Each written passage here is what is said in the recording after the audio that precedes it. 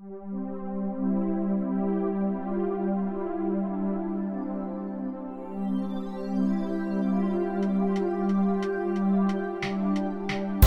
down in my lap here, grandson, and let me tell you a story. A story about your grandmother and me, when we were young. You may find this hard to conceive, but we weren't always young and frail like we are now. We used to be like you, young and full of energy and hope. Oh, those were good times. But you'd never know it by looking at us. But we were wild when we were younger, especially your grandmother. She was quite the party girl in her youth. We used to spend all day when we first got together, having sex over and over and over again. There would be whole weekends when we'd never bother wearing clothing. Don't look so horrified, young man. There's nothing dirty or embarrassing about sex. How do you think your parents made it into this world? And do you honestly think we had sex once and that was it? Let me tell you, we were insatiable.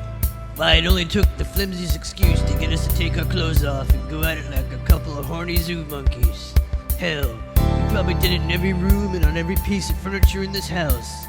At least a dozen times or more. You see that antique armoire over there? Your father was conceived in there. You wouldn't think that your grandmother and me would fit into such a small space. But when you're sweaty and naked and covered in melted lard, you could pretty much get it on anywhere. Did you know that your grandmother used to be a stripper? Hell yes she was. She paid her way through school before I met her by taking her clothes off in an old dive in San Francisco. That's where I met her. She could ride a brass pole like nobody's business, your grandmother. I was so smitten with her that night, what with her cute little button nose and flaming red hair and perky little ass, that I must have blown close to $112 in dollar bills that night on her. I took her out that night after she got off work, and we got rip-roaring drunk, and then we did it back at her apartment. Oh, those were good times. Your grandmother, despite her arthritis, still loves to get nasty.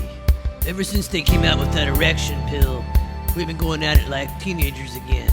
We'll smoke a little marijuana to get in the mood, and then she'll do a striptease like the old days, and then we're off to the races. Come on, kid, don't look at me like that. Someday you're gonna be old too, and you'll have grandkids that can never see you as ever being young.